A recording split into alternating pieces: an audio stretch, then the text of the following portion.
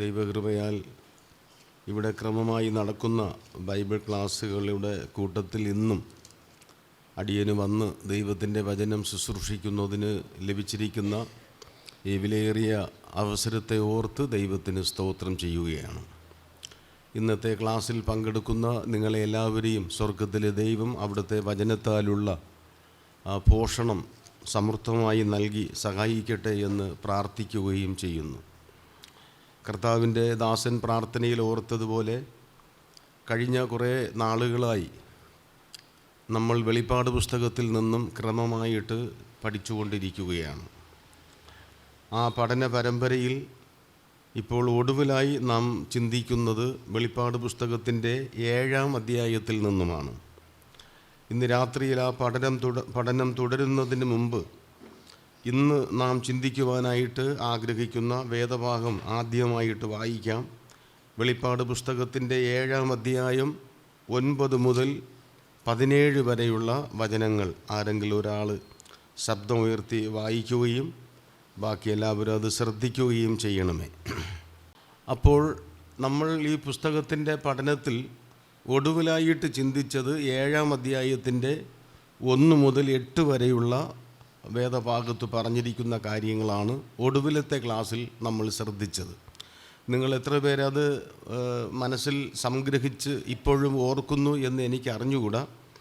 എങ്കിലും ആവർത്തിച്ച് ആ വിഷയമെല്ലാം ഓർപ്പിപ്പാൻ എനിക്കിപ്പോൾ നിവൃത്തിയില്ലാത്തത് കൊണ്ട് ഇന്നത്തെ ഭാഗത്തേക്ക് തുടരുവാനായിട്ട് ഇന്ന് വായിച്ച വേദഭാഗം വിവരിപ്പാനായിട്ട് ദൈവകൃപയിൽ ആശ്രയിച്ച് ആഗ്രഹിക്കുകയാണ്. നമ്മളിപ്പോൾ ചിന്തിക്കുന്ന ഭാഗമെന്ന് പറയുന്നത് വെളിപ്പാട് പുസ്തകത്തിൻ്റെ ഒരു വേറിട്ട ഒരു നിലവാരം പുലർത്തുന്ന ഒരു സംഭവമാണ്. അതായത് മഹാപീഡനകാലം എന്ന് പറഞ്ഞിരിക്കുന്ന 7 വർഷത്തെ ഉപദ്രവകാലത്തെക്കുറിച്ചാണ് നമ്മൾ ചിന്തിക്കുന്നത്. അതെന്താണെന്നും അത് സംബന്ധമായ മറ്റ് വിശദീകരണങ്ങളെല്ലാം മുമ്പുള്ള ക്ലാസ്സുകളിൽ നമ്മൾ കേട്ടതുകൊണ്ട് അതിലേക്കൊന്നും ആവർത്തിച്ച് പറഞ്ഞു പോകുവാൻ ആഗ്രഹിക്കുന്നില്ല.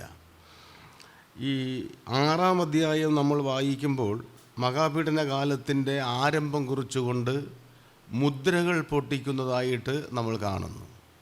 7 മുദ്രകൾ ഒന്നിന് പുറകെ ഒന്നായിട്ട് പൊട്ടിക്കുന്നു. ആ മുദ്രകൾ പൊട്ടിക്കുന്നതിൻ്റെ പരിണിത ഫലമായിട്ട് ഒരുപാട് ദുരന്തങ്ങൾ ഉലകത്തിലേക്ക്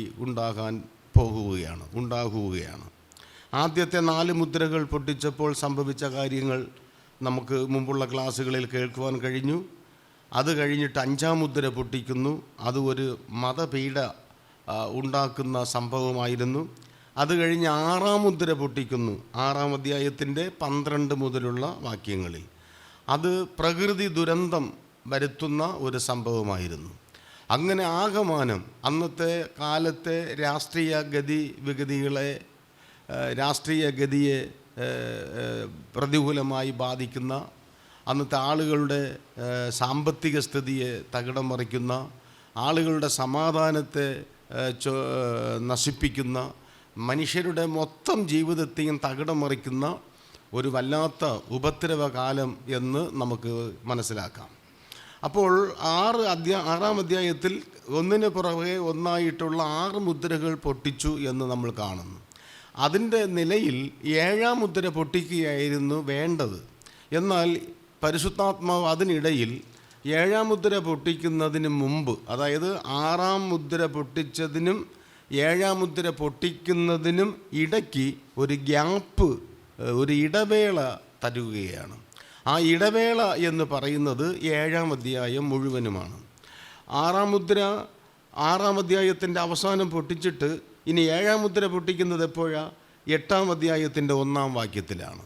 അപ്പോൾ 6-ാം അധ്യായത്തിൽ മുദ്ര പൊട്ടിക്കുന്ന കാര്യം പറഞ്ഞിട്ട് തുടർന്ന് 7-ാം മുദ്ര പൊട്ടിക്കുന്നത് ഒരു അധ്യായം വിട്ടിട്ട് 8-ാം അധ്യായത്തിലാണ് പറയുന്നത്. അപ്പോൾ 6-ഉം 8-ഉം അധ്യായങ്ങളുടെ ഇടയിൽ പറയുന്ന 7-ാം അധ്യായം എന്ന് പറയുന്നത് ഒരു ഇടവേളയാണ്. മനസ്സിലാകുന്നുണ്ടല്ലോ ഞാൻ ഈ പറയുന്നത്? ആ ഇടവേള സമയത്ത് നടക്കുന്ന 2 പ്രധാനപ്പെട്ട സംഭവങ്ങളാണ് 7-ാം അധ്യായത്തിലെ പ്രതിപാദ്യ വിഷയമെന്ന് പറയുന്നത്. ആ 7-ാം അധ്യായത്തെ പിന്നെയും നമുക്ക് രണ്ടായിട്ട് വിഭജിക്കാം. ആദ്യത്തെ 1 മുതൽ 8 വരെയുള്ള വാക്യങ്ങൾ, അതായത് കഴിഞ്ഞ അവസാനത്തെ ക്ലാസ്സിൽ ചിന്തിച്ചത്, ആ ഇടവേള കാലത്ത് ദൈവത്തിനായിട്ട് വേർതിരിക്കുന്ന ഇസ്രായേൽ ജനതയുടെ ഇടയിലുള്ള 1,44,000 പേരുടെ കാര്യം. അത് നമ്മൾ ചിന്തിച്ച് കഴിഞ്ഞു. ഇനി അതിൻ്റെ ഒരു വിവരണവും ഇപ്പോൾ പറയാനായിട്ട് നിവൃത്തിയില്ല. അത് കഴിഞ്ഞിട്ട് 9 മുതൽ, ഇന്ന് നമ്മൾ വായിച്ച 9 മുതൽ 17 വരെയുള്ള ഭാഗത്ത് പറയുന്നത് യഹൂദേതരരായ മറ്റ് ജാതികളിൽ നിന്നും ആ കാലത്ത് ദൈവം തനിക്കായിട്ട് വേർതിരിക്കുന്ന ആളുകളുടെ കൂട്ടത്തെ. അതുകൊണ്ട് നമുക്ക് ഇന്നത്തെ ക്ലാസ്സിനൊരു പേര് പറഞ്ഞാൽ മഹാപീഡന കാലത്തിലെ രക്ഷിത ഗണം. എന്താണ്? മഹാപീഡന കാലത്തിലുള്ള രക്ഷിത ഗണത്തെയാണ് ഇവിടെ പറയുന്നത്. വളരെ സന്തോഷത്തോടെ ഉച്ചത്തിൽ സ്തോത്രം പറയേണ്ട ഒരു കാര്യം എന്ന് വെച്ചാൽ, ഈ വെളിപ്പാട് പുസ്തകത്തിലെ 6 മുതലുള്ള അധ്യായങ്ങളെന്ന് പറഞ്ഞാൽ ദൈവം ന്യായവിധിയുടെ ദൈവമാണ്, നീതിയുള്ള ന്യായാധിപതിയാണ്, പാപത്തെ പൊറുക്കുന്നവനല്ല, പാപത്തിന്മേൽ ദൈവം ന്യായം വിധിക്കുന്നു എന്നുള്ളതാണ് ഇവിടെ വെളിപ്പെടുത്തപ്പെട്ടുകൊണ്ടിരിക്കുന്നത്. ആ ന്യായവിധിയുടെ കോപകലശം ഭൂമിയിൽ ചൊരിഞ്ഞ് മനുഷ്യരുടെ മേൽ ദൈവം ന്യായവിധി നടപ്പാക്കിക്കൊണ്ടിരിക്കുന്ന കഠിനമായ അതിഭയങ്കരമായ ആ ന്യായവിധിയുടെ ഇടയിലും ദൈവത്തിൻ്റെ കരുണാവർഷം ചൊരിയുന്നു എന്നുള്ളത് ആശ്ചര്യമുളവാക്കുന്ന ഒരു കാര്യമാണ്. നമ്മുടെ ദൈവം ദഹിപ്പിക്കുന്ന അഗ്നി മാത്രമല്ല, നമ്മുടെ ദൈവം ആരും കൂടെയാണ്? കരുണയും കൃപയും നിറഞ്ഞവനാണ്, ദീർഘക്ഷമയും മഹാദയയും ഉള്ളവനാണ്, 1000 തലമുറയോളം കരുണ കാണിക്കുന്നവനായ ദൈവമാണ്. ആ കരുണയുടെ വ്യാപാരം, ആ കരുണാവർഷം ചൊരിയുന്നതിൻ്റെ ഒരു അടയാളമാണ് 7-ാം അധ്യായത്തിൽ കാണുന്നത്. എന്തുകൊണ്ടെന്ന് മനസ്സിലാകുന്നു. ആ മഹാപീഡന കാലത്ത് എല്ലാ തലത്തിലും, പ്രകൃതിയിലും സമുദ്രത്തിലും മനുഷ്യരിലും കരയിലും കടലിലും ഒക്കെയായിട്ട് ദൈവത്തിൻ്റെ ന്യായവിധി ഇങ്ങനെ പറ്റി എരിയുന്ന സമയത്തും നോക്കണേ, അവിടെയും ദൈവത്തിൻ്റെ കൃപ വെളിപ്പെടുന്നു. അവിടെയും ദൈവം തൻ്റെ ദയയാൽ ചിലരെ വേർതിരിക്കുന്നു എന്നുള്ളത് എത്ര അത്ഭുതകരമായിരിക്കുന്നു. ആ കോപത്തിൻ്റെ ഇടയിലും ന്യായവിധിയുടെ ഇടയിലും ദൈവത്തിൻ്റെ കൃപ വെളിപ്പെടുന്നു എന്നുള്ളത് മനസ്സിലാകുന്നു. ഞാൻ ഈ പറയുന്നത്, ഈ കൃപ വെളിപ്പെടുന്നു എന്ന് പറയുന്നത് അതിൻ്റെ വെളിച്ചത്തിലാണ് ഇസ്രായേൽ ജനതയിൽ നിന്ന് 1,44,000 പേരെ മുദ്രയിട്ട് ആ കാലഘട്ടത്തും ദൈവത്തിനായിട്ട് വേർതിരിക്കുന്നു. അപ്പോൾ 7-ാം അധ്യായം മഹാപീഡന കാലത്തിൽ രക്ഷിക്കപ്പെടുന്നവരുടെ വിശദീകരണമാണ് പറയുന്നത്. അതിൽ യഹൂദനുമുണ്ട്, അതിൽ യഹൂദേതരരായ ജാതികളുമുണ്ട്. ആദ്യം യഹൂദൻ്റെ കാര്യം പറയുന്നു, പിന്നെ ജാതികളുടെ കാര്യം പറയുന്നു. അതാണല്ലോ അതിൻ്റെ ക്രമം എന്ന് പറയുന്നത്. ആദ്യം യഹൂദനും പിന്നെ യവനനും എന്നാണ് റോമാലേഖനത്തിൽ നമ്മൾ വായിക്കുന്നത്. എന്നാൽ ദൈവസഭയ്ക്കകത്ത് അങ്ങനെയല്ല. ദൈവസഭയ്ക്കകത്ത് യഹൂദനുമുണ്ട്, യവനനുമുണ്ട്, എല്ലാ ആളുകളും ചേർന്നതാണ്. അപ്പോൾ ഈ 7-ാം അധ്യായത്തിൽ ഇന്ന് നമ്മൾ വായിച്ച വേദഭാഗത്തിനകത്ത് പറഞ്ഞിരിക്കുന്ന ഈ രക്ഷിത ഗണം എന്ന് പറയുന്നത്, തെറ്റിദ്ധരിക്കരുത്, ഇത് സഭയല്ല. ഒന്നും കൂടി ഞാൻ പറയാം. 7-ാം അധ്യായത്തിൽ പറഞ്ഞിരിക്കുന്ന 2 ഘട്ടങ്ങളിലായി പറഞ്ഞിരിക്കുന്ന 1,44,000 പേരായാലും, അതിനുശേഷം നമ്മൾ ഇന്ന് കേൾക്കാൻ പോകുന്ന വേദഭാഗത്ത് പറഞ്ഞിരിക്കുന്ന ആളുകളായാലും, ഇവർ 2 കൂട്ടരും ആരല്ല? സഭയല്ല, സഭയിൽപ്പെട്ടവരുമല്ല. ഇത് സഭയ്ക്ക് വെളിയിലുള്ള ഒരു കൂട്ടരാണ്. അതായത് വീണ്ടും ഓർപ്പിക്കാം, മഹാപീഡന കാലത്ത് അന്ന് ലോകത്തിൽ നിന്ന് ദൈവം തനിക്കായിട്ട് വേർതിരിക്കുന്ന ഒരു കൂട്ടം. അവരെ നമുക്ക് രക്ഷിതഗണമെന്ന് വിളിക്കുന്നതിൽ തെറ്റില്ല, അവരെ വിശ്വാസികളെന്ന് പറയുന്നതിൽ തെറ്റില്ല. പക്ഷേ അവർ സഭയോ സഭാംഗങ്ങളോ അല്ല എന്നുള്ള ആ വ്യത്യാസം നമ്മളൊന്ന് മനസ്സിൽ എപ്പോഴും ഓർത്തിരിക്കണം. ആട്ടെ, നമുക്ക് ഇന്നത്തെ ഭാഗത്തേക്ക് വരാം. ഇന്നത്തെ ഭാഗം, അതായത് 7-ന്റെ 9 മുതലുള്ള വാക്യങ്ങൾ. ഇതിൻ്റെ ശേഷം എന്ന് പറഞ്ഞാണ് അവിടെ തുടങ്ങുന്നത്. 7-ാം അധ്യായം 1-ാം വാക്യത്തിലും അങ്ങനെ ഒരു പ്രയോഗമുണ്ടല്ലോ, അതിൻ്റെ ശേഷം എന്ന് പറഞ്ഞാൽ 6-ാം അധ്യായത്തിൽ പറഞ്ഞിരിക്കുന്ന സംഭവങ്ങൾക്ക് ശേഷം എന്ന് വായിച്ചു വരുമ്പോൾ നമുക്ക് തോന്നാൻ ഇടയുണ്ട്. എന്നാൽ അതല്ല അതിൻ്റെ അർത്ഥം. ഇപ്പോൾ ഞാൻ പറഞ്ഞത് മനസ്സിലായോ? 6-ാം അധ്യായത്തിൽ പറഞ്ഞ സംഭവങ്ങൾക്ക് ശേഷം എന്ന് വായിക്കുന്ന ആളിന് തോന്നാം, എന്നാൽ അതല്ല അതിൻ്റെ അർത്ഥം. 6-ാം അധ്യായത്തിൽ യോഹന്നാന് വെളിപ്പെടുത്തി കൊടുത്ത ദർശനത്തിന് ശേഷം, അതാണ് അതിൻ്റെ അർത്ഥം. എന്നിട്ട് 7-ന്റെ 1 മുതൽ 8 വരെയുള്ള ഭാഗം പറഞ്ഞിട്ട് പിന്നെയും പറയുകയാണ് ഇതിൻ്റെ ശേഷം എന്ന് പറഞ്ഞാൽ ആ കാലഘട്ടത്തിൽ 144,000 പേരെ വേർതിരിക്കുന്ന സംഭവത്തിന് ശേഷമെന്നല്ല, ആ സംഭവത്തിൻ്റെ ദർശനം യോഹന്നാന് വെളിപ്പെടുത്തിയതിന് ശേഷം ഈ ദർശനം കാണിച്ചു കൊടുക്കുന്നു എന്നാണ് അതിൻ്റെ സാരം. അത്രയൊന്ന് പ്രത്യേകം ഓർക്കാൻ വേണ്ടി ഓർപ്പിച്ചതാണ്. അത് കഴിഞ്ഞിട്ട് ഇതിൻ്റെ ശേഷം ആ 9-ാം വാക്യം എല്ലാവരും ഒന്ന് ശ്രദ്ധിച്ചോ. സകല ജാതികളിലും ഗോത്രങ്ങളിലും വംശങ്ങളിലും ഭാഷകളിലും നിന്നുള്ളതായി ആർക്കും എണ്ണിക്കൂടാത്ത ഒരു മഹാപുരുഷാരം. അതാണ് 7-ാം അധ്യായത്തിൻ്റെ 9 മുതൽ 17 വരെയുള്ള ഭാഗത്ത് പറയുന്ന ആളുകളെ വിശേഷിപ്പിക്കുന്ന ഒരു വാക്കാണ് ആർക്കും എണ്ണിക്കൂടാത്ത ഒരു മഹാപുരുഷാരം. ആർക്കും ആർക്ക് എണ്ണാൻ കഴിയുമെന്നൊരു വെല്ലുവിളിയോടുകൂടിയ വെല്ലുവിളി കൂടെ പദത്തിനകത്തുണ്ടെന്ന് മനസ്സിലാക്കാം. ഈ 6-ാം അധ്യായത്തിൻ്റെ ഒടുവിൽ ഇതുപോലൊരു പ്രയോഗമുണ്ട്. ദൈവത്തിൻ്റെയും കുഞ്ഞാടിൻ്റെയും കോപം വന്ന് ആർക്ക് പിടിച്ചു നിൽക്കാൻ കഴിയും? ആർക്ക് നിൽക്കാൻ കഴിയും? ഒരാൾക്ക് നിൽക്കാൻ കഴിയില്ല എന്ന് പറയുന്നത് പോലെ വേറൊരു പ്രയോഗമാണ്. ആർക്കും എണ്ണി തികയ്ക്കാനാവാത്ത ഒരു വലിയ പുരുഷാരം എന്നാണ് അവിടെ പറയുന്നത്. ആർക്കും എണ്ണിക്കൂടാത്ത ഒരു മഹാപുരുഷാരം. അവരെവിടെ ഉള്ളവരാ? ഏതൊക്കെ വിഭാഗത്തിൽപ്പെട്ടവരാ? 4 പദങ്ങൾ അവിടെ പറഞ്ഞിരിക്കുന്നത് പ്രത്യേകം ശ്രദ്ധിക്കുക. 9-ാമത്തെ വാക്യത്തിൽ 4 പദങ്ങൾ. അവരാരാണ്? സകല ജാതികളിലും ഗോത്രങ്ങളിലും വംശങ്ങളിലും ഭാഷകളിലും നിന്നുള്ളതായി. കണ്ടോ, ലോകത്തിലുള്ള സർവമാന മനുഷ്യരെയും ദൈവാത്മാവ് 4 പദങ്ങളിലൂടെ വിഭജിക്കുകയാണ്. ഭൂമിയിലുള്ള മുഴുവൻ മനുഷ്യരെയും 4 പ്രത്യേക വിശേഷണങ്ങളിലൂടെ ദൈവം വിഭജിക്കുക. അപ്പോൾ ഭൂമിയിലുള്ള മുഴുവൻ മനുഷ്യരെയും നമുക്ക് 4ആയിട്ട് പിരിക്കാം. എങ്ങനെയൊക്കെയാണ്? ഒന്ന്, ആ വാക്യത്തിൽ പറഞ്ഞിരിക്കുന്ന രീതിയിൽ അങ്ങ് ചിന്തിച്ചാൽ മതി. എന്തുവാ? സകല ജാതികൾ, പിന്നെ ഗോത്രങ്ങൾ, വംശങ്ങൾ, ഭാഷകൾ. ഈ പ്രയോഗത്തിനകത്ത് ഇനി ഒരാളും ഉൾപ്പെടാതില്ല. 2 കാലുള്ള മനുഷ്യരായിട്ട് ഭൂമിയിൽ എവിടെയൊക്കെ മനുഷ്യരുണ്ടോ അവരെയൊക്കെ ഈ 4 പദത്തിനകത്ത് ഉൾപ്പെടുത്താം. പക്ഷേ ലോകത്തിൽ ഇങ്ങനെയല്ല മനുഷ്യരെ പിരിക്കുന്നത്. അറിയില്ലേ? പണ്ഡിതൻ, പണക്കാരൻ, പാവപ്പെട്ടവൻ, പിന്നെ പണ്ഡിതൻ, പാമരൻ, കറുത്തവൻ, വെളുത്തവൻ. പിന്നെയുണ്ടല്ലോ നമുക്ക് ആളുകളെ പിരിക്കുന്നത്. ജാതിയുടെ പേര് പറഞ്ഞാൽ തന്നെ എത്രയോ ജാതികളുണ്ട്. നമ്മൾ ഉൽപ്പത്തി പുസ്തകത്തിൽ വായിക്കുന്നുണ്ട്, ജാതിയായും ഭാഷയായും മനുഷ്യരിങ്ങനെ പിരിഞ്ഞു പോയി എന്നാണ്. ഇവിടെ ആ ജാതികളുടെ പേരെടുത്ത് പറയാതെ ദൈവാത്മാവ് ഒറ്റ വാക്കിൽ അതെല്ലാം കൂടെ ചേർത്ത് കഴിഞ്ഞു. സകല ജാതികളിലും അതിനകത്ത് പെട്ടുകഴിഞ്ഞു. ജാതി എന്ന് മനുഷ്യൻ വേർപിരിച്ച് ഈ ലോകത്തിൽ എത്ര ജാതികളെ വെച്ചിട്ടുണ്ടോ അത്രയും ജാതികൾ ഇതിനകത്തുണ്ട്. പിന്നെ വംശങ്ങൾ, പിന്നെ ഗോത്രങ്ങൾ, പിന്നെ വേറൊരു ഈ മനുഷ്യരെല്ലാം കോർത്ത് ഇണക്കിക്കൊണ്ട് അവനെ ഒരു കുടക്കീഴിൽ കൊണ്ടുവരുന്ന വേറൊരു പ്രയോഗം അതിനകത്തുണ്ട്. ആ 4-ൽ ഒന്ന് ഭാഷ. ലോകത്തിലെ ഏതൊക്കെ ഭാഷയുണ്ടോ നമുക്ക് എത്ര ഭാഷയുണ്ടെന്ന് അറിഞ്ഞുകൂടാ. നമ്മൾ അറിയുന്നതിൽ ഇനി അറിയാതിരിക്കുന്ന എത്രയോ ഭാഷകളുണ്ട്. ലിപികൾ കണ്ടുപിടിക്കാത്ത ഭാഷകളുണ്ട്. ആശയവിനിമയത്തിന് വേണ്ടി ഉപയോഗിക്കുന്ന ഒന്നാണ് ഭാഷ. അങ്ങനെ ഭാഷ സംസാരിക്കുന്ന ആളുകളായിട്ട് ഭൂമിയിൽ ആരൊക്കെയുണ്ടോ അവരെല്ലാം ഈ കൂട്ടത്തിലുണ്ട്. എനിക്ക് വളരെ സന്തോഷം തോന്നുന്നു. മഹാപീഡന കാലത്തും ദൈവം ഭൂമിയിലുള്ള ഒരാളിനെ പോലും നഷ്ടപ്പെട്ടു പോകരുതെന്ന് ആഗ്രഹിച്ചുകൊണ്ട് ആളുകളെ രക്ഷിക്കുന്നു. ഇനി ഇന്നത്തെ രീതിയിൽ നമുക്ക് ചിന്തിക്കാം, ഇന്ന് ദൈവം ആരും നശിച്ചു പോകുവാൻ ആഗ്രഹിക്കുന്നില്ല. അതുകൊണ്ടല്ലയോ തിമോഥെയോസിൻ്റെ ലേഖനത്തിൽ വായിക്കുന്നത്, അവൻ അഥവാ ദൈവം സകല മനുഷ്യരും രക്ഷ പ്രാപിപ്പാനും. സകല മനുഷ്യരും.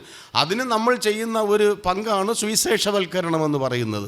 അപ്പോൾ ഇന്ന് ദൈവം ആഗ്രഹിച്ച് ദൈവം സുവിശേഷത്തിലൂടെ ആളുകളെ രക്ഷിക്കുന്നത് പോലെ മഹാപീഡന കാലത്തും ദൈവരാജ്യത്തിൻ്റെ സുവിശേഷം അറിയിച്ച് ആ സുവിശേഷം കേട്ട് അന്ന് ലോകത്തിലുണ്ടായിരിക്കുന്ന സകല ജാതികളിലും ഗോത്രങ്ങളിലും വംശങ്ങളിലും ഭാഷകളിലും നിന്നുള്ള ഒരു എണ്ണിത്തീർക്കാൻ കഴിയാത്ത ഒരു വലിയ കൂട്ടം വേർതിരിക്കപ്പെടുന്നു. സന്തോഷത്തോടെ പറയേണ്ടതും ദൈവത്തെ ഉച്ചത്തിൽ സ്തോത്രം പറഞ്ഞ് സ്തുതിക്കേണ്ടതുമായ ഒരു കാര്യമാണത്. അതാണ് ആ 9-ാം വാക്യം. ഞാൻ അതിലധികം ആ വാക്യം വിവരിപ്പാനായിട്ട് ആഗ്രഹിക്കുന്നില്ല. ഇനി എണ്ണിക്കൂടാത്ത മഹാപുരുഷാരം എന്ന് പറഞ്ഞാൽ അതെങ്ങനെയാണ് ഒരു ലോജിക്ക് വരുന്നത്? എണ്ണാൻ പറ്റത്തില്ലേ? എണ്ണാൻ പറ്റാത്ത സംഖ്യ എന്താ? അതിന് ഒരു വേദ പണ്ഡിതനായ ദൈവദാസൻ പറഞ്ഞിരിക്കുന്നത് ഈ 1, 2, 3 എന്ന് ഇങ്ങനെ സംഖ്യാക്രമത്തിൽ എണ്ണിയാൽ നമ്മൾ എത്ര വരെ എത്തും? ഏതുവരെ എത്തും? ഇപ്പോൾ 1000 കഴിഞ്ഞ് അത് 1,00,000 വന്നു, അത് കഴിഞ്ഞ് 1,01,000, 1,02,000, 1,03,000 ഇങ്ങനെ എണ്ണി കോടിയായി, പിന്നെ 10 കോടിയായി, 100 കോടിയായി, പിന്നെ അങ്ങോട്ട് നമുക്ക് ആ ക്രമത്തിൽ ഈ ആളുകളെ എണ്ണി തിട്ടപ്പെടുത്താനാവാത്ത വിധത്തിലുള്ള ഒരു സംഖ്യ അവിടെ ഉള്ളതുകൊണ്ട് ഒരു ആലങ്കാരിക പ്രയോഗത്തിൽ പറഞ്ഞിരിക്കുന്നു എന്നേ ഉള്ളൂ. എന്തെന്ന് അല്ലാതെ എണ്ണാൻ പറ്റാത്തവർ ഈ ലോകത്തിലുള്ള മുഴുവൻ മനുഷ്യരുടെയും ജനസംഖ്യ ഇവിടെ എടുക്കുന്നില്ലയോ? പിന്നെ ഇതെന്താ പറ്റാത്തതെന്നുള്ളത് അതിനകത്ത് ഈ ആശയമാണ്. എണ്ണി തിട്ടപ്പെടുത്തി ഒരാൾക്ക് മനനം ചെയ്യാൻ കഴിയാത്ത വിധത്തിലുള്ള ഒരു വലിയ കൂട്ടം ആളുകൾ എന്നതാണ് അതിൻ്റെ അർത്ഥമെന്ന് ഞാൻ മനസ്സിലാക്കുന്നു. എന്നിട്ട് അങ്ങനെ ഒരു പുരുഷാരം. ഇനി ഈ പുരുഷാരത്തിൻ്റെ ഇങ്ങനെയുള്ള ഇവരുടെ ചില പ്രത്യേകതകളാണ്. 3 പ്രത്യേകത തുടർന്ന് അവരെക്കുറിച്ച് അവിടെ പറയുന്നു. ഒന്ന്, അവരുടെ ഈ പറഞ്ഞ കൂട്ടത്തിൻ്റെ ഒരു പ്രത്യേകത, അവർ ധരിച്ചിരിക്കുന്ന വസ്ത്രം. അവരെന്തോ ധരിച്ചിരിക്കുന്നത്? വെള്ള നിലയങ്കി ധരിച്ചു. ഞാൻ മുമ്പ് പലവട്ടം പറഞ്ഞിട്ടുണ്ട്, വെളിപ്പാട് പുസ്തക പഠനത്തിനിടയിൽ ഈ വെള്ള എന്ന നിറത്തിൻ്റെ പ്രത്യേകതയും പ്രാധാന്യവും ഒരുപാട് വട്ടം ഞാനിവിടെ പരാമർശിച്ചതുകൊണ്ട് ഇവിടെ വിശദീകരിക്കുന്നില്ല. വെള്ള വിജയത്തിൻ്റെ, ഐശ്വര്യത്തിൻ്റെ, വിശുദ്ധിയുടെ ഒക്കെ ഒരു പ്രതീകമായിട്ട് നിൽക്കുകയാണ്. അപ്പോൾ മഹാപഠന കാലത്ത് വേർതിരിക്കപ്പെടുന്ന ഈ വ്യതിരിക്ത സ്വഭാവത്തോടെ നിൽക്കുന്ന ഈ വിശുദ്ധന്മാർക്ക് വെള്ള നിലയെങ്കി കൊടുത്തിരിക്കുന്നു. മനസ്സിലായോ? അപ്പോൾ വെള്ളയുടെ ഒരു പ്രത്യേകത വീണ്ടും ആവർത്തിക്കുന്നു. ഞാനിവിടെ വിശദീകരിക്കാതെ വിടുന്നു. പലവട്ടം ഞാനിത് പറഞ്ഞിട്ടുള്ളത് കൊണ്ട് ഇവിടെ ഇപ്പോൾ ആവർത്തന വിരക്തി വരാതിരിക്കാൻ വിടുകയാണ്. അപ്പോൾ അവർ ധരിച്ചിരിക്കുന്നത് വെള്ള നിലയെങ്കി. രണ്ടാമത്, അവരുടെ കയ്യിൽ എന്തുവാ ഉള്ളത്? വെള്ള നിലയെങ്കി ധരിച്ച് കയ്യിൽ കുരുത്തോല. കണ്ടോ? കയ്യിൽ കൊടി പിടിച്ചിരിക്കുന്നു എന്നല്ല, കയ്യിൽ കുരുത്തോല. ഈ കുരുത്തോല എന്ന് പറയുന്നത് സന്തോഷത്തിൻ്റെയും സന്തോഷം ആഹ്ലാദം, സന്തോഷത്തിൻ്റെ ഉച്ചഘട്ടത്തിൻ്റെ പ്രതീകമാണ്. സന്തോഷത്തിൻ്റെയും വിജയത്തിൻ്റെയും പ്രതീകമാണ് കുരുത്തോല. ഈ വേദപുസ്തകം നമ്മൾ വായിച്ചാൽ കുരുത്തോലയ്ക്ക് പുതിയ നിയമത്തിൽ 2 സ്ഥലത്തെ കുരുത്തോല പ്രയോഗമുള്ളൂ. ഒന്ന് ഇവിടെ, ഇനി ഒരു സ്ഥലത്ത് പറഞ്ഞിരിക്കുന്നത് പെട്ടെന്നൊന്ന് വായിക്കാം. യോഹന്നാൻ്റെ സുവിശേഷം 12:13 വാക്യം. പുതിയ നിയമത്തിൽ കുരുത്തോലയെക്കുറിച്ച് പറഞ്ഞിരിക്കുന്ന ഇത് കഴിഞ്ഞാലുള്ളതാണ് യോഹന്നാൻ 12:13. പെട്ടെന്ന് വായിച്ചോ എടുത്ത ആൾ. കുരുത്തോല എടുത്തുകൊണ്ട് എതിരേൽപ്പാൻ ചെന്നു. ഇത് യെരുശലേം ദേവാലയത്തിലെ പെരുന്നാൾ. ഇത് കൂടാര പെരുന്നാളാണോ പെസഹ പെരുന്നാളാണോ എന്ന് നമുക്ക് തിട്ടമായിട്ട് പറയാൻ അല്പപ്രയാസമുണ്ട്. എന്നാൽ ഒരു പെരുന്നാളുമായി ബന്ധപ്പെട്ട് കൂടിയ ആളുകൾ കുരുത്തോല കയ്യിൽ ഏന്തിക്കൊണ്ട് കർത്താവിനെ സ്വാഗതം ചെയ്യുകയും എതിരേൽക്കുകയും ചെയ്യുന്ന ഒരു സംഭവം കൂടെ പറയുക. അപ്പോൾ അവിടെ ഒരു ആഹ്ലാദത്തിൻ്റെയും സന്തോഷത്തിൻ്റെയും പ്രതീകമായി കയ്യിൽ അവർ കുരുത്തോല പിടിച്ചിരിക്കുന്നു. ഇനി ഞാൻ എടുത്ത് വായിക്കണമെന്ന് ആഗ്രഹിക്കുന്നില്ല, സംഭവം പറഞ്ഞു പോകാം. പഴയ നിയമകാലത്ത് യഹൂദന്മാർക്ക് 7 ഉത്സവമുണ്ടല്ലോ. അതിൽ കൂടാരപ്പെരുന്നാൾ എന്ന് പറഞ്ഞ ഒരു ഉത്സവമുണ്ട്. അത് ലേവ്യ പുസ്തകം 23-ാം അധ്യായത്തിൻ്റെ 40 മുതലുള്ള ഭാഗം വായിച്ചാൽ ഞാൻ ഈ പറയുന്നത് അവിടെ രേഖയാക്കപ്പെട്ടിട്ടുണ്ട്. ആ രേഖ അനുസരിച്ചാണ് പറയുന്നത്. ഈ കൂടാരപ്പെരുന്നാൾ എന്ന് പറഞ്ഞാൽ യഹൂദന്മാർ ഒരാഴ്ചയിൽ ആണ്ടിൽ ഒരു ആഴ്ചയിൽ അവരുടെ വീടുകളിൽ നിന്ന് പുറത്തിറങ്ങി പ്രത്യേകിച്ച് മരച്ചില്ലുകളും പിന്നെയോ ഈ പനയിൽ നിന്നും എടുക്കുന്ന ഈ പറഞ്ഞ കുരുത്തോലയും ഒക്കെ ആയിട്ട് ഉണ്ടാക്കുന്ന ചെറിയ ചെറിയ കുടിലുകളിൽ അവർ ഒരാഴ്ചവട്ട കാലം പാർക്കണം. അവിടെ കുരുത്തോലയ്ക്കൊരു പ്രത്യേകത എടുത്ത് പറയുന്നുണ്ട്. അപ്പോൾ ഏതായാലും പഴയ നിയമകാലത്തെ കൂടാരപ്പെരുന്നാളിലേക്ക് വെളിച്ചം വീശുന്ന വിധത്തിലാണ് മഹാപീഡന കാലത്തെ ഈ രക്ഷിതഗണം കയ്യിൽ കുരുത്തോല ഏന്തി നിൽക്കുന്നത്. ഇനിയും നോക്കണേ, അത് സഹസ്രാബ്ദ വാഴ്ചയിലേക്ക് അവർ നീങ്ങുന്നതിൻ്റെ ഒരു സൂചകവും കൂടെ ആയിട്ട് വേണം ഇതിനെ നമ്മൾ മനസ്സിലാക്കാൻ. എന്തുകൊണ്ടെന്നാൽ ഇത് കഴിഞ്ഞിട്ട് 7-ാം അധ്യായത്തിൻ്റെ 14-ാമത്തെ വാക്യം വായിച്ച് 7-ാം അധ്യായം ഇവിടെ കുരുത്തോല എന്ന് കണ്ടു. ഇനി 7-ന്റെ 14-ാമത്തെ വാക്യത്തിൽ വായിച്ചോ. അല്ല 14 അല്ല 15-ന്റെ ഒടുവിൽ സിംഹാസനത്തിൽ ഇരിക്കുന്നവൻ അവർക്ക് ആരായിരിക്കും? കൂടാരമായിരിക്കും. ആ കൂടാരത്തിനുള്ളിൽ പാർക്കേണ്ട ഇവരുടെ കയ്യിൽ നോക്കണേ, പഴയ നിയമത്തിലെ ആ കൂടാര പെരുന്നാളിനെ അനുസ്മരിപ്പിച്ചുകൊണ്ട് ഇവർ കുരുത്തോലകൾ പിടിച്ചു നിൽക്കുന്നു. അപ്പോൾ ഏതായാലും ഇവർ വിജയിച്ചതിൻ്റെ ആ സന്തോഷത്തിൻ്റെ പ്രതീകമായിട്ടാണ് ഈ രണ്ട് വാക്കുകളും നമുക്ക് മനസ്സിലാക്കാൻ കഴിയും. മനസ്സിലാകുന്നുണ്ടോ ഞാൻ ഈ പറയുന്നത്? ഞാനൊരു ഈണത്തിൽ അങ്ങ് പറഞ്ഞു വരികയാണ്. ഞാൻ പറയുന്നത് അതുപോലെ ശ്രദ്ധിച്ച് അനുധാവനം ചെയ്യുന്നവർക്ക് മനസ്സിലാക്കുകയുള്ളൂ എന്ന് ഞാൻ ഓർപ്പിക്കട്ടെ. വീണ്ടും വീണ്ടും ആവർത്തിച്ച് പറഞ്ഞാൽ നമ്മുടെ വേദഭാഗം തീർക്കാൻ പറ്റത്തില്ല. അതുകൊണ്ട് അല്പം ഫാസ്റ്റായിട്ട് നമുക്ക് പോകാം. അപ്പോൾ മഹാപീഡനകാലത്ത് ദൈവം രക്ഷിക്കുന്ന ഈ ആളുകളുടെ ഒരു രണ്ടാമത്തെ പ്രത്യേകത കയ്യിൽ കുരുത്തോലയും, വെള്ളനിലയെങ്കി ധരിച്ച് കയ്യിൽ കുരുത്തോലയും പിടിച്ചിട്ട് അടുത്ത് എന്തുവാ അവരെക്കുറിച്ച് പറയുന്നത്? 9-ാമത്തെ വാക്യത്തിൻ്റെ ഒടുവിൽ കുരുത്തോലയുമായി സിംഹാസനത്തിനും കുഞ്ഞാടിനും മുമ്പാകെ നിൽക്കുന്നത് ഞാൻ കണ്ടു. ഇവിടെ ഇവരിപ്പോൾ നിൽക്കുന്ന സ്ഥലം നോക്കണേ, സിംഹാസനത്തിൻ്റെയും കുഞ്ഞാടിൻ്റെയും മുമ്പാകെ നിൽക്കുന്നു. നിങ്ങൾ മനസ്സിൽ ഓർക്കുന്നുണ്ടോ? നമ്മൾ ഈ പുസ്തക പഠനത്തിൽ 4ഉം 5ഉം അധ്യായത്തിൽ വായിച്ചപ്പോൾ സിംഹാസനത്തിൻ്റെ കാര്യം നമ്മൾ സ്വല്പം വിശദമായിട്ട് തന്നെ കേട്ടതാണ്.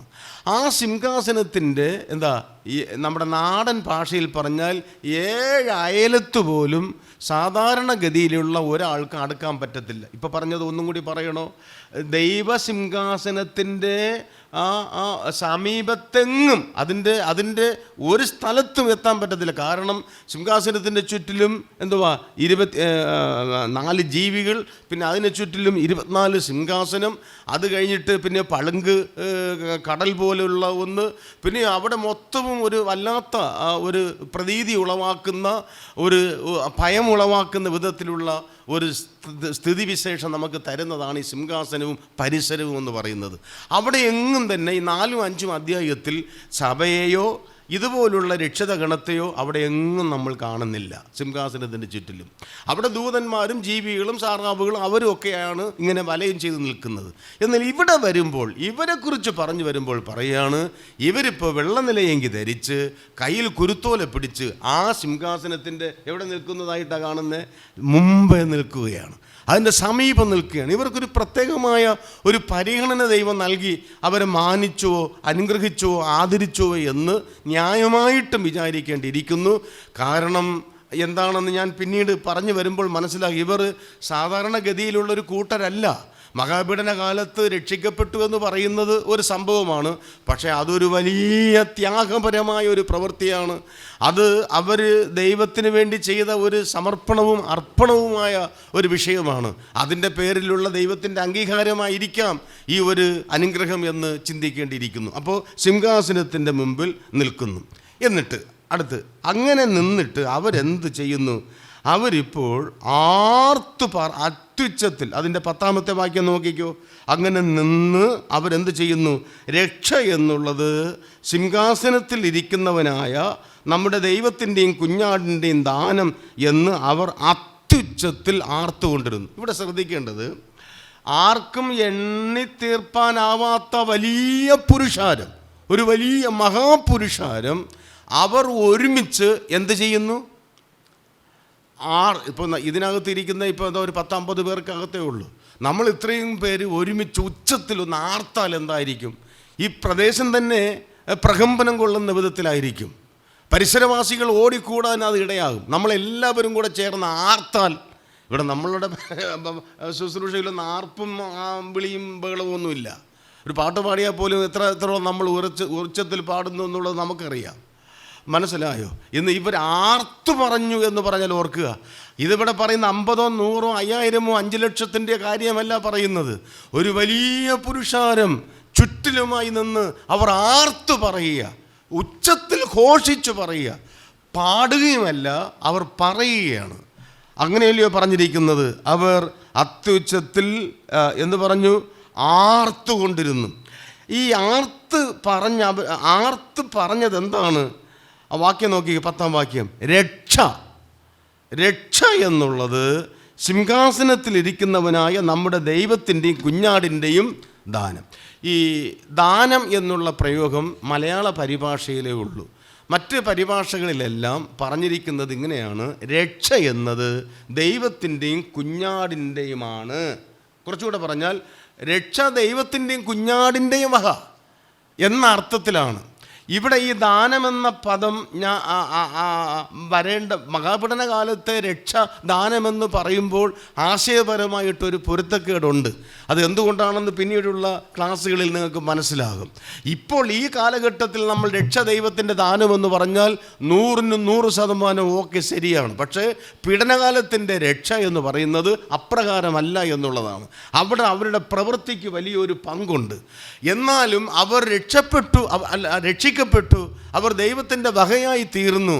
അപ്പോൾ അവർ പറയുകയാണ്, ഞങ്ങൾ രക്ഷിക്കപ്പെട്ടതായ ആ രക്ഷ ഉണ്ടല്ലോ, അത് ദൈവത്തിൻ്റെയും കുഞ്ഞാടിൻ്റെയുമാണ്. ദൈവത്തിൻ്റെ വകയായി ദൈവത്തിൻ്റെതായ രക്ഷ എന്നവർ ഏറ്റുപറയുകയാണ്. അവർ രക്ഷിക്കപ്പെട്ടതിലുള്ള സന്തോഷം അവർ ആർത്ത് ഘോഷിച്ച് ഉച്ചത്തിൽ പറയുന്ന ഒരു രംഗം അവരെ സംബന്ധിച്ചിടത്തോളം വളരെ സന്തോഷം ഉളവാക്കുന്ന ഒരു കാര്യമായിരിക്കുന്നു. അതിലാണ് അങ്ങനെ അവർ പറയുന്നത് എന്ന് നമുക്ക് മനസ്സിലാക്കാം. രക്ഷ ദൈവത്തിൻ്റെ ദാനം എന്ന് പറയുന്നത്, ഈ രക്ഷ ദൈവത്തിൻ്റെയും കുഞ്ഞാടിൻ്റെയും, അതായത് ദൈവത്തെയും രക്ഷകനെന്ന് പറഞ്ഞിട്ടുണ്ട്, യേശുക്രിസ്തുവിനെയും രക്ഷകനെന്ന് പറഞ്ഞിട്ടുണ്ട്. അതിൻ്റെ വിശദീകരണത്തിൻ്റെ ആവശ്യമുണ്ടെന്ന് എനിക്ക് തോന്നുന്നില്ല. നമുക്കറിയാം ധാരാളം വാക്യങ്ങൾ ആ ബന്ധത്തിലുണ്ട്. ഞാൻ തന്നെ കുറിച്ചു വച്ചിട്ടുണ്ട്. ഒക്കെ വായിച്ച് വിശദീകരിക്കാനുള്ള സമയമില്ലാത്തതുകൊണ്ട് ഞാനത് പറഞ്ഞു പോവുകയാണ്. രക്ഷ ദൈവത്തിൻ്റെയുമാണ്, അല്ലെങ്കിൽ ദൈവം രക്ഷയാണ്. രക്ഷ ക്രിസ്തുവിൻ്റെയാണ്, അല്ലെങ്കിൽ ക്രിസ്തു രക്ഷയാണ്. നമ്മുടെ രക്ഷിതാവായ യേശു ക്രിസ്തു, നമ്മുടെ രക്ഷകനായ ദൈവം. ഈ പ്രയോഗങ്ങൾ ബൈബിളിൽ ഒരുപാട് ഇടമുണ്ട്, നമുക്കറിയാം എന്നുള്ളത് കൊണ്ട് വായിച്ച് സമയത്തെ നീട്ടിപ്പിക്കുന്നില്ല. അപ്പോൾ അതാണ് അതിൻ്റെ അർത്ഥം എന്നുള്ളത് ഓർക്കുക. ഇത് കഴിഞ്ഞിട്ട് ഈ രക്ഷിതഗണം ദൈവത്തിൻ്റെ സിംഹാസനത്തിൻ്റെ മുമ്പിൽ നിന്ന് അവർ അനുഭവിക്കുന്ന രക്ഷയെ പ്രകീർത്തിച്ച് അത് ദൈവത്തിൻ്റെതാണ് എന്ന് പറഞ്ഞ് അവർ പ്രകീർത്തിച്ച് സ്തോത്രം ചെയ്തുകൊണ്ടിരിക്കുമ്പോൾ, ശ്രദ്ധിച്ചോ, 11-ാം വാക്യത്തിൽ വരുമ്പോൾ വേറൊരു കൂട്ടരിലേക്ക് ഈ രംഗം അങ്ങ് മാറുകയാണ്. ഇവർ ആഹ്ലാദിക്കുകയും ആർത്ത് പറയുകയും ചെയ്യുന്ന ശബ്ദം കേട്ടപ്പോൾ കൂട്ടത്തിലിരുന്ന മറ്റൊരു കൂട്ടർക്കൊരു എന്താ പറയുക, ഒരു ചൈതന്യമോ ഒരു വികാരമോ ഒരു പ്രചോദനമോ അവർക്കും ഒരു എന്താ പറയുക ഉത്തേജനമൊക്കെ ഉണ്ടായി എന്ന് പറയാം. നമ്മളിങ്ങനെ പറയുമല്ലോ, സാക്ഷി പറയുമ്പോൾ നമ്മൾ പറയാറുണ്ട്, ഒരു സാക്ഷി മറ്റൊരു സാക്ഷിയെ എന്ന് നമ്മൾ പറയാറില്ലേ എന്ന് പറയുന്നത് പോലെ അത് കേൾക്കുമ്പോൾ ഇവരുടെ ഉള്ളിലുള്ള ആ വിചാരവും ഒക്കെ അങ്ങ് വർദ്ധിക്കുക. പിന്നെ അവർക്ക് അടങ്ങിയിരിക്കാൻ പറ്റുന്നില്ല. അവരാരാണ്? ആ 11-ാം വാക്യം തുടങ്ങുന്നത് കണ്ടോ, സകല ദൂതന്മാരും. ദൂതന്മാരെന്ന് പറയാതെ ദൂതഗണത്തിൽ ഏതൊക്കെ ദൂതന്മാരുണ്ടോ, എത്ര ദൂതന്മാരുണ്ടോ അത്രയും ഉൾക്കൊള്ളുന്നൊരു പ്രയോഗമാണ് സകല ദൂതന്മാരും. ഒരു ദൂതനല്ല. ദൂതന്മാരുടെ സംഖ്യ വേദപുസ്തകത്തിൽ പറഞ്ഞിട്ടുള്ളത് അറിയാമല്ലോ. നോക്ക്, 68-ാം സങ്കീർത്തനം അതിൻ്റെ 19-ാമത്തെ വാക്യം വായിച്ച്. 68-ാം സങ്കീർത്തനം അതിൻ്റെ 19-ാമത്തെ 17-ാമത്തെ വാക്യമാണെന്ന് തോന്നുന്നു കേട്ടോ. വായിച്ചോ. 1000മായും കോടി കോടി. ഇവിടെ പറയുന്നതേ ദൂതന്മാരുടെ സംഖ്യയായി പറയുന്നത്. ഇനിയും മനസ്സിൽ ഓർക്കാൻ വേണ്ടി പറയാം. വെളിപ്പാട് നമ്മൾ നേരത്തെ കേട്ടിട്ടുണ്ട്. വെളിപ്പാട് 5:11 വായിച്ച്. വെളിപ്പാട് 5:11.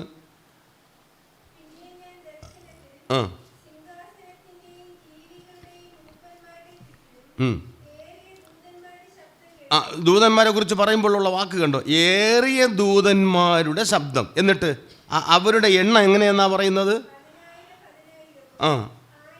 അതിനിങ്ങനെ പറയാം, 1000-1000മായും 10,000-10,000മായും എന്ന് ഇവിടെ. ഇനി കുറച്ചുകൂടെ അതിനെ വർദ്ധിപ്പിച്ച് പറയുന്ന ഒരു പ്രയോഗമുണ്ട്. എബ്രായ ലേഖനം 12-ാം അധ്യായം എടുത്ത്. എബ്രായ ലേഖനം 12:22. എബ്രായർ 12:22.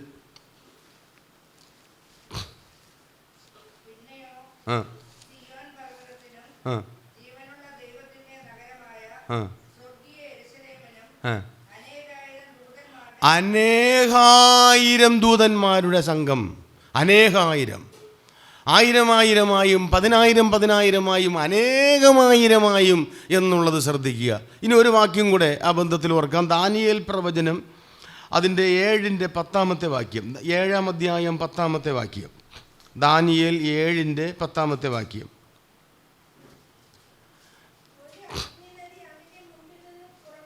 ആ ആ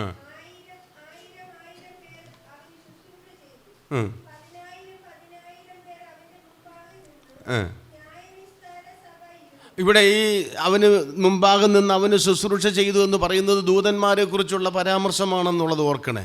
ഇവിടെ എല്ലാം അവരുടെ സംഖ്യ പറയുന്നത് കണ്ടോ, നമുക്ക് മനസ്സിലാക്കാവുന്നതിൽ അപ്പുറമാണ്. പ്രത്യേകിച്ച് 68-ാം സങ്കീർത്തനത്തിൻ്റെ 17-ാം വാക്യത്തിൻ്റെ പ്രയോഗം കണ്ടോ, കോടി കോടിയായിട്ടുള്ള.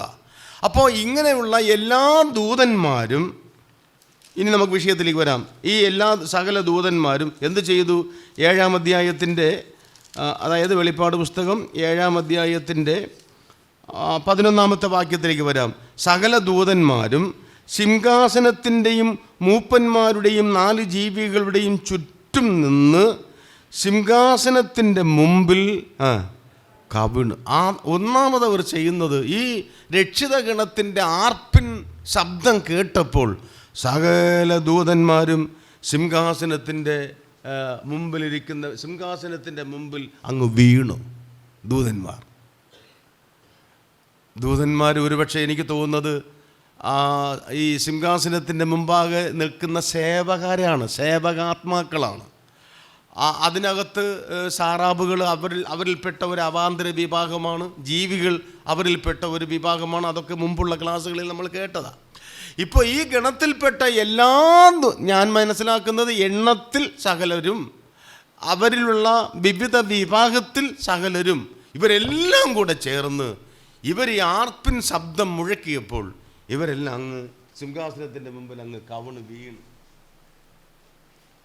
ആ രംഗം മനസ്സിലെന്ന് ഓർത്ത്, ഈ നമ്മുടെ കാഴ്ചയ്ക്ക് പോലും എത്താത്ത വലിയ കൂട്ടം അവിടെ അങ്ങ് കവിണ് വീണു. ഇതും ഈ വെളിപ്പാട് പുസ്തകത്തിലെ ഒരു പ്രയോഗമാണ്, ഈ കവിണ് വീണു എന്ന് പറയുന്നത്.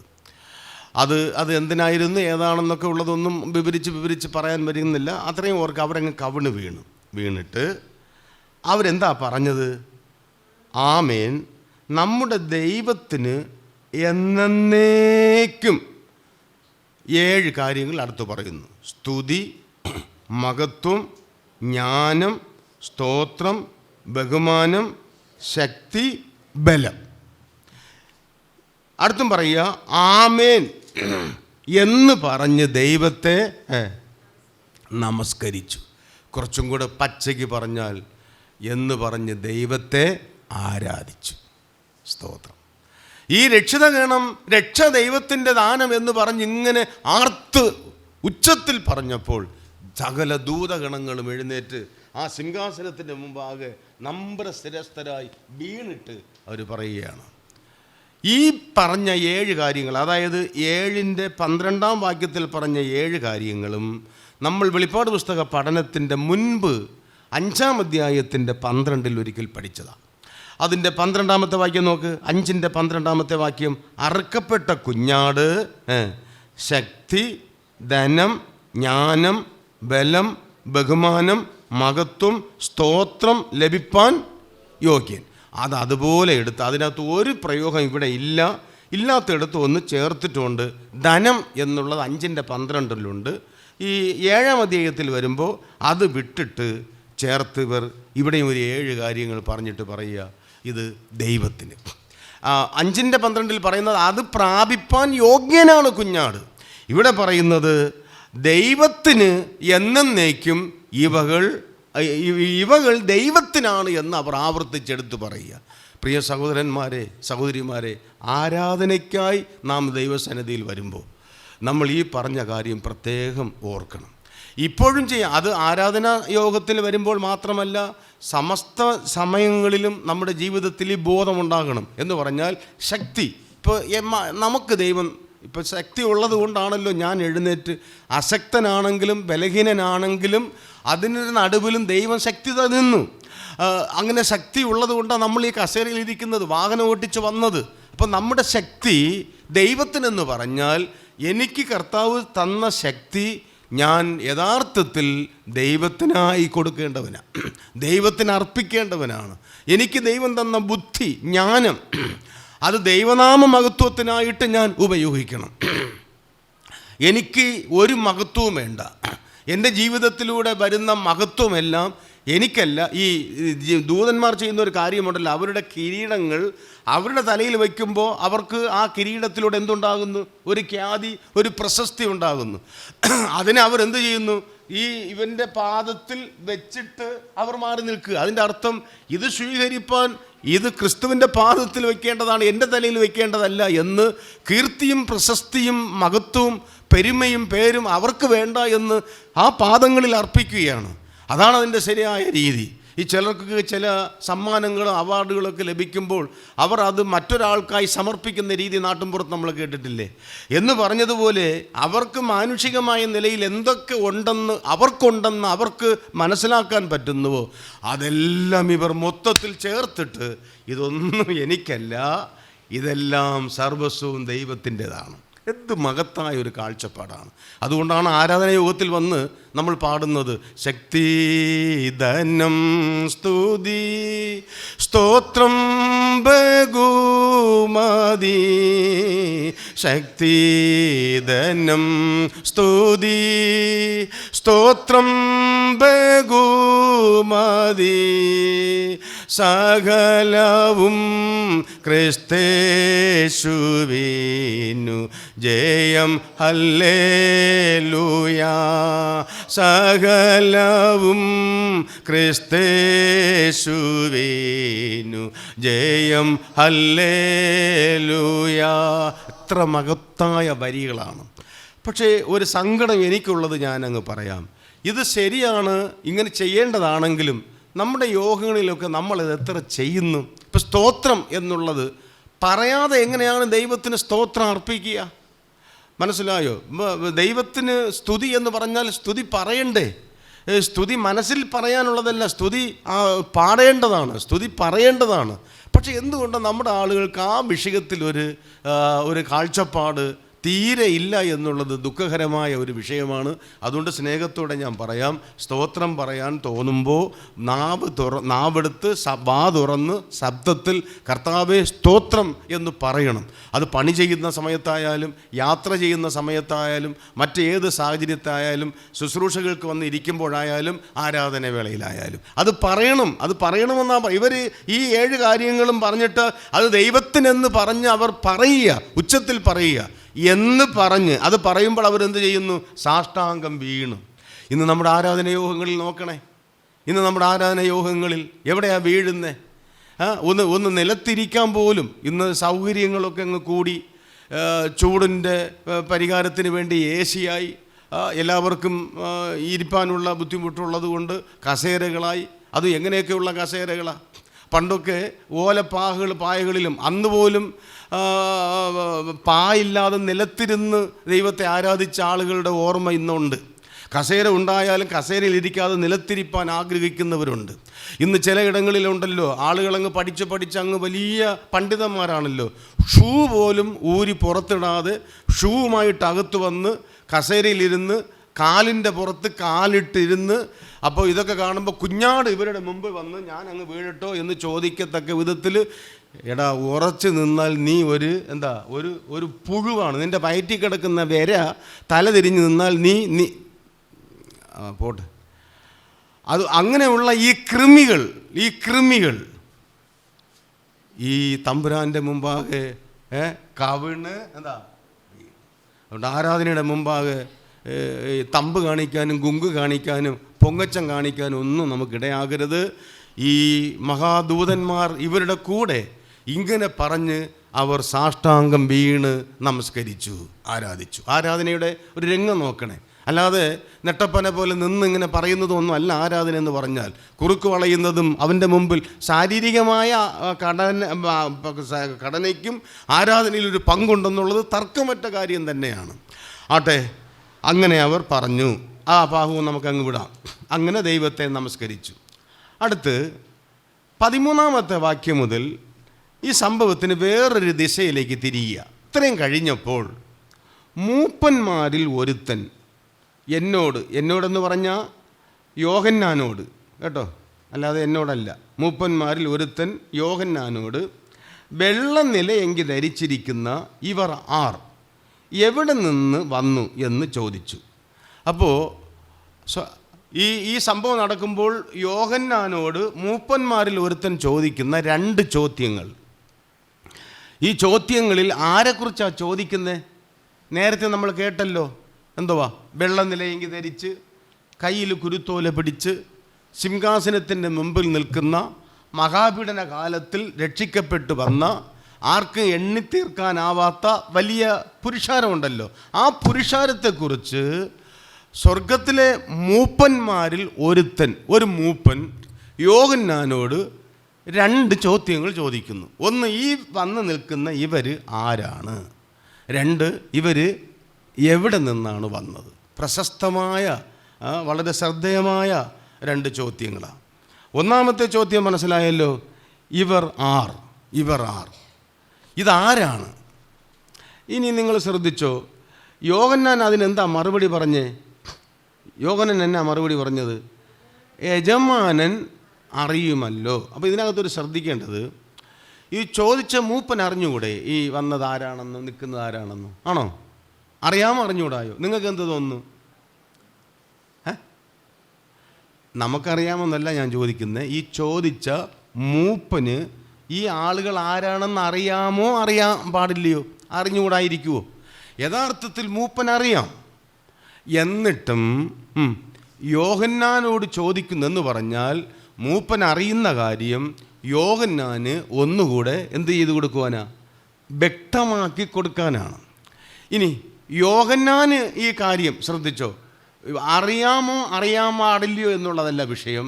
യോഹന്നാൻ അതിന് തിരിച്ചു പറയുന്ന ഒരു മറുപടിയുണ്ട്. എന്നതാ മറുപടി? യജമാനൻ അറിയുമല്ലോ. ഇത് ഞാൻ പറയേണ്ട കാര്യമില്ലല്ലോ, യജമാനൻ അറിയുമല്ലോ എന്ന് പറഞ്ഞാൽ ഇതിനകത്തൊരു സംഭവം എന്ന് പറയുന്നത്, യോഹന്നാൻ്റെ വിനീതമായ 1-2 കാര്യങ്ങൾ അവിടെ എടുത്തു പറയണം. ഒന്ന്, മൂപ്പനെ യോഹന്നാൻ വിശേഷിപ്പിച്ചത് എങ്ങനെയാണ്?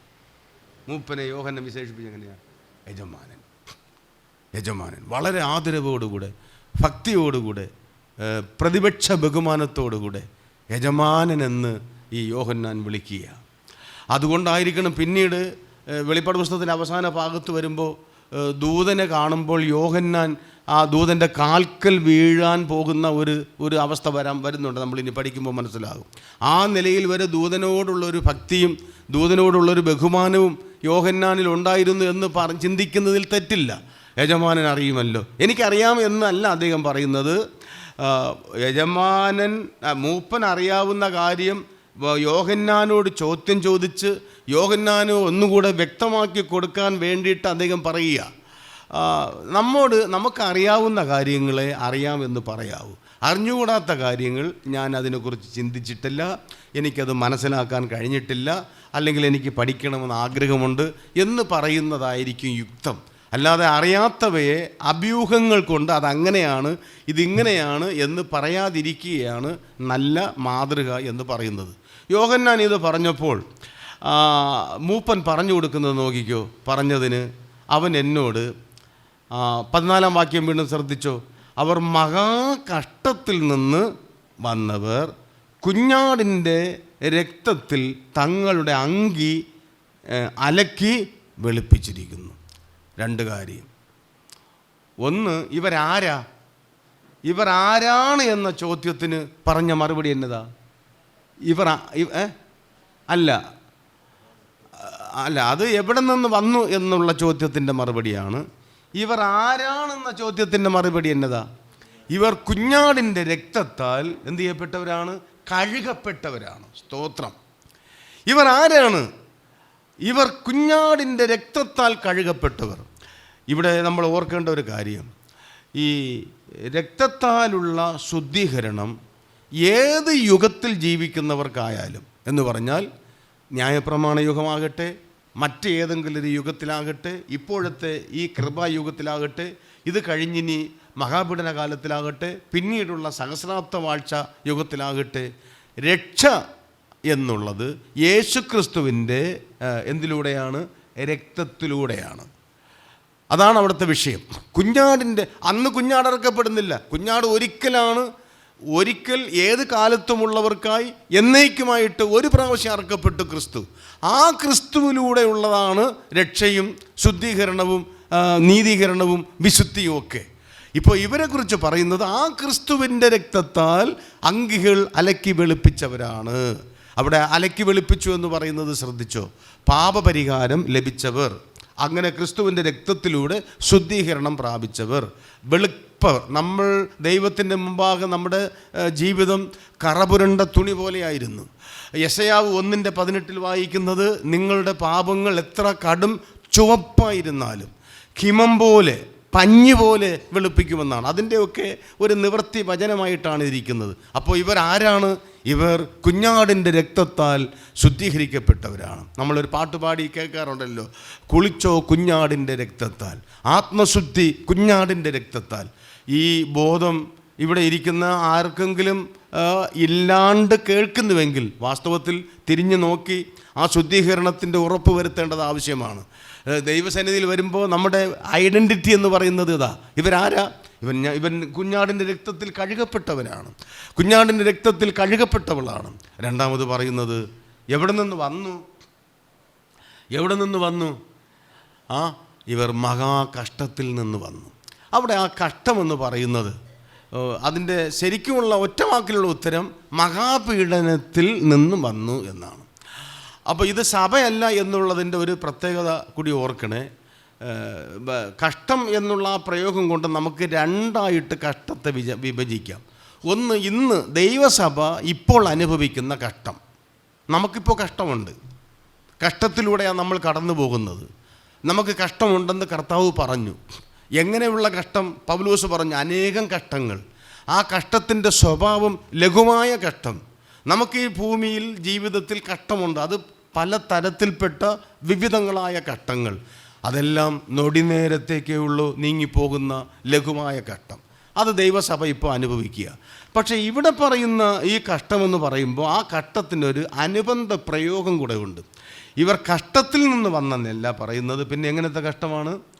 മഹാകഷ്ടം. ഞാൻ വാക്യങ്ങൾ എടുത്ത് വായിപ്പാൻ ഇതാ സമയം തീരാറായതുകൊണ്ട് പറ്റുകയില്ല. യെരമ്യാവ് 30:6-7 വാക്യത്തിൽ പറയുന്നത് വലിയ കഷ്ടം, യാക്കോബിൻ്റെ കഷ്ടകാലം. ദാനിയേൽ 12:1 പറയുന്നത് ഒരു ജാതി ഉണ്ടായത് മുതൽ ഇതുവരെ സംഭവിച്ചിട്ടില്ലാത്തത്. മത്തായി 24:21 പറയുന്നത് ലോകാരംഭം മുതൽ ഇതുവരെ ഉണ്ടാകാത്തതും ഇനി ഉണ്ടാകാത്തതുമായ കഷ്ടം. മർക്കോസ് 13 അത് പറയുന്നുണ്ട് കേട്ടോ. ലോകത്തിൽ ഇതുവരെ സംഭവിച്ചിട്ടില്ലാത്ത അതിഭയങ്കരമായ കഷ്ടത്തിലൂടെ പോയവരാണ്, കഷ്ടത്തിൽ നിന്ന് വന്നവരാണ്. അതാണ് ആ ചോദ്യത്തിൻ്റെ മറുപടി. നമുക്കത് നീട്ടേണ്ട ഏതാണ്ട് ആശയം നിങ്ങൾക്ക് മനസ്സിലായി എന്ന് വിചാരിക്കുക.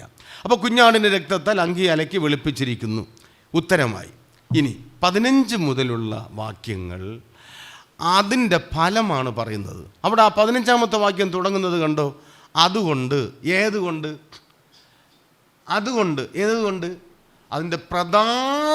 അതിൻ്റെ പോയിൻ്റ് എന്ന് പറയുന്നത് കുഞ്ഞാടിൻ്റെ രക്തത്താൽ അങ്കി അലക്കി വെളുപ്പിച്ചിരിക്കുന്നു. അതുകൊണ്ട് ഇനി ആ 15 മുതൽ പറയുന്ന വാക്യങ്ങളിലെ എല്ലാ നന്മകളുടെയും അടിസ്ഥാന ഹേതു എന്ന് പറയുന്നത് അതുകൊണ്ട്. ഏതുകൊണ്ട്?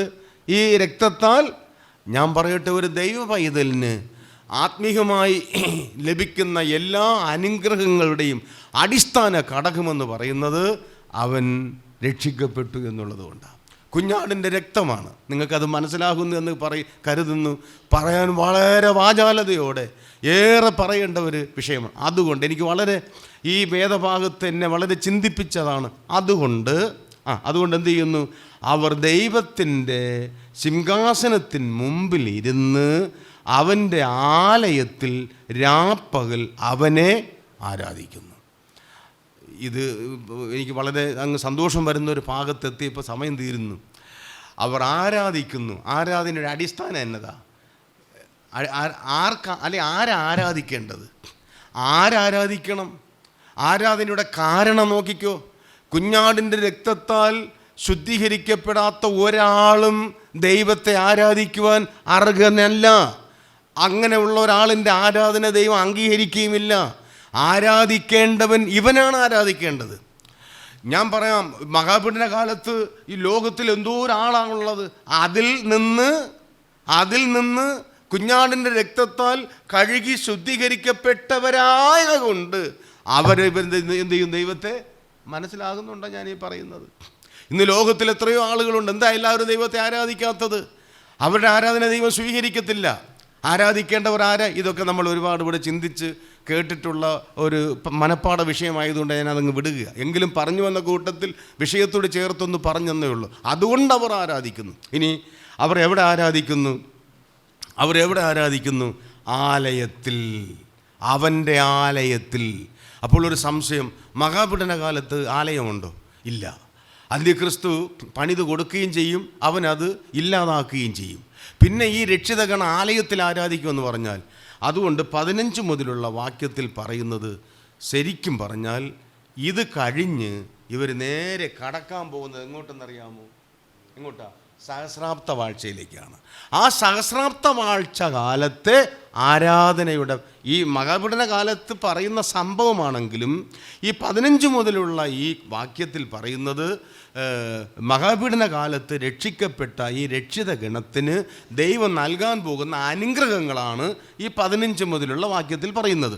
അതിൽ ഒരു മഹത്തായ അനുഗ്രഹമാണ്, അവർ ദൈവത്തിൻ്റെ ആലയത്തിൽ രാപ്പകൽ അവനെ പിടികിട്ടിയോ? രാപ്പകൽ അവനെ ആരാധിക്കുന്നത്. അപ്പോൾ ആരാധിക്കുന്നത് എപ്പോഴാ? രാപ്പകൽ എന്ന് പറഞ്ഞാൽ അവിരാമം എന്നാണ്. ഈ ദൂതന്മാർ ദൈവത്തെ ഇപ്പോൾ ആരാധിക്കുന്നത് എങ്ങനെയാണെന്നറിയാമല്ലോ. അവർ ഇങ്ങനെ നിരന്തരം ആരാധിച്ചുകൊണ്ടിരിക്കുക. നമ്മളെപ്പോഴാണ് ആരാധിക്കുന്നത്? അതൊക്കെ പറഞ്ഞാൽ ഇനി നമ്മുടെ വിഷയം അങ്ങ് ഒരുപാട് വിശദീകരിക്കേണ്ടി വരും. ഞാൻ പറയട്ടെ, ഈ വീണ്ടെടുക്കപ്പെട്ട് കഴിഞ്ഞാൽ പിന്നെ നമുക്ക് വേറെ ജോലിയൊന്നുമില്ല. നമുക്കൊറ്റ ഇതേ ഉള്ളൂ, അവൻ എന്ത് ചെയ്യുക? രാപ്പകൽ ആരാധിക്കുക. ഇനിയൊരു കാര്യം, പഴയ നിയമകാലത്ത് രാപ്പകൽ ആലയ ശുശ്രൂഷ ചെയ്യാൻ 2 കൂട്ടർക്കേ അവകാശം ഉണ്ടായിരുന്നുള്ളൂ. ഒന്ന് ലേവ്യരും മറ്റൊന്ന് പുരോഹിതരും. വേറെ ആർക്കും അതില്ല. ഇതിനകത്ത് എപ്പോഴും നിരന്തരം ശുശ്രൂഷിക്കുന്നവരായിരുന്നു. ആ മഹത്തായ സ്ഥാനത്തേക്ക് നമുക്ക് പദവി കിട്ടാൻ പോകുക. ഇനി ഇവിടെ നമുക്ക് ഭൂമിയിൽ കിട്ടുന്ന സമയം രാപ്പകൽ, അല്ലെങ്കിൽ നമുക്ക് ദൈവം അനുവദിക്കുന്ന സമയം ആരാധിക്കാം. 24 മണിക്കൂർ നേരവും ദൈവത്തെ സ്തുതിക്കാൻ നമുക്കിവിടെ അവകാശമുണ്ട്. ആട്ടെ, അപ്പോൾ രാപ്പകൽ അവനെ ആരാധിക്കുന്നു. അടുത്ത്, സിംഹാസനത്തിലിരിക്കുന്നവൻ അവർക്ക് കൂടാരമായിരിക്കും. ഇനി 16-ാമത്തെ വാക്യം, ഇനി അവർക്ക് വിശക്കയില്ല, ദാഹിക്കയുമില്ല, വെയിലും യാതൊരു ചൂടും അവരുടെ മേൽ തട്ടുകയുമില്ല. ഇനി അപ്പോൾ അതിൻ്റെ അർത്ഥം എന്തുവാ? ഇനിയാണ് വിശക്കാത്തത്, ഇനിയാണ് ദാഹിക്കാത്തത്, ഇനിയാണ് സൂര്യൻ്റെ താപമാകട്ടെ, ചൂടാകട്ടെ, അല്ലെങ്കിൽ കാറ്റാലുള്ള ഛേദമാകട്ടെ, മഴയാലുള്ള ഛേദമാകട്ടെ, പ്രകൃതി ദുരന്തമാകട്ടെ, യാതൊരു വിധത്തിലുമുള്ള പ്രതികൂലം ഇനി ഉണ്ടാകുകയില്ല എന്ന് പറഞ്ഞാൽ അതുവരെ പിടികിട്ടിയോ? അതുവരെ ഇനിയില്ല എന്നാണ്. അതുകൊണ്ട് വിശ്വാസികൾ ഓർക്കണം, നമ്മൾ ഭൂമിയിൽ നിന്ന് എടുക്കപ്പെടുന്നത് വരെ നമുക്കെന്തുണ്ട്? ഇവിടെ ഇപ്പോൾ ഒരു എന്താ പറയുക, ഈ പ്രോസ്പെറേറ്റീവ് ഗോസ്പൽ എന്നും പറഞ്ഞ് എന്തോന്നതിന് പറയുന്നത്, സമൃദ്ധിയുടെ സുവിശേഷം പ്രസംഗിക്കുന്ന ആളുകളുണ്ട്. അവർ പറയുന്നതൊക്കെ ഞാനിവിടെ ഇപ്പോൾ പറഞ്ഞു തുടങ്ങുന്നില്ല, സമയമില്ലാത്തതുകൊണ്ട്. വിശ്വസിക്കരുത്, അത് ശുദ്ധ തട്ടിപ്പാണ്. നമ്പരുത്. ഭൂമിയിൽ ഒരു ദൈവ പൈതലിന് ഭൗതികമായ അനുഗ്രഹങ്ങൾ ദൈവം വാഗ്ദത്തം ചെയ്തിട്ടില്ല. ഈ നമുക്കറിയാം, വിശപ്പില്ലായ്മയും ദാഹമില്ലായ്മയും അസുഖങ്ങളില്ലായ്മയും യാതൊരു പ്രതികൂലങ്ങളില്ലായ്മയും ഒരു അനുഭവത്തിലേക്ക് നമ്മൾ പോകാൻ പോകുന്നതേ ഉള്ളൂ. ചുമ്മാ അല്ല വാക്കുകൾ. നോക്കുക, ഇനി അവർക്ക് ഒരുപാട് അവർ ദാഹിച്ചു, ഒരുപാട് അവർ വിശന്നു, ഒരുപാട് അവർ അലഞ്ഞു, ഒരുപാട് അവർ താപമേറ്റു, ചൂടേറ്റു, ഉപദ്രവമേറ്റു, വെട്ടേറ്റു, അന്ത്യക്രിസ്തുവിൻ്റെ കിങ്കരന്മാരാലുള്ള ആക്രമണമേറ്റു, ഒരുപാട്. അതല്ലേ മഹാഘട്ടത്തിലൂടെ അവർ കടന്നുപോയി. അവിടെ നിന്ന് ഉദ്ധരിക്കപ്പെട്ട ശേഷം പറയുകയാണ്, ഇനി ഇല്ല. അതുപോലെയാണ് നമ്മുടെയും ജീവിതം. ഭൂമിയിൽ ഇതെല്ലാം നമുക്കുണ്ട്, അല്ലലും ദുരിതവും ഇതെല്ലാം മാറണമെന്ന് നമ്മൾ ആഗ്രഹിക്കുന്നുവെങ്കിലും ഓർത്തോ, മാറത്തില്ല. അതെല്ലാം ഒരു ജീവിതത്തിൻ്റെ ഒരു ഭാഗമായി അതിൻ്റെ വഴിക്ക് ഒരു സൈഡിലുണ്ട്. അതൊക്കെ അനുഭവിച്ച് നമ്മൾ മുമ്പോട്ട് പോകണം. അതുകൊണ്ട് ഇവിടെ ഇതെല്ലാം തീരുമെന്ന് വിചാരിക്കരുത്. അവിടെ ചെല്ലുമ്പോഴാണ് പറയുന്നത് ഇനി ഇല്ല.